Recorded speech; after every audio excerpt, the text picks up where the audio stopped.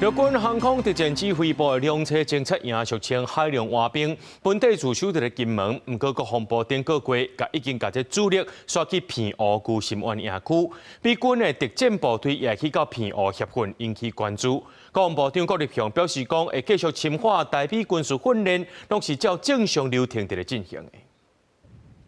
海量水鬼仔兵穿好势，照顺序落水演练渗透任务，这是国军精强的部队。陆军航空特战指挥部的两车侦察营本来驻守金门，伫台海上前线抵御强军威胁。不过，国军战略部署有重大调整，海量水鬼仔兵的主力9月已经为金门移防偏湖，连美军特战部队嘛无去金门，改伫偏湖协训国军。海龙蛙兵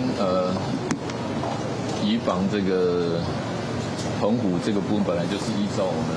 防卫作战任务的需求，所必须进行要的一个部队的调整。那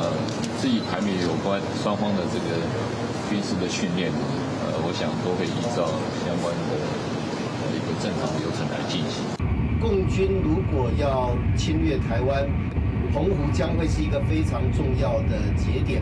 所以在这一个区域的反登陆作战是非常重要。目前陆军两车营驻守偏湖旧心湾营区一家台中港，也是海军陆战队的两车侦察大队，分别驻守北部的台北港、德维渔港，以及南部的安平港、左营军港，共同协防强军为台湾北中南上可能登陆的地点。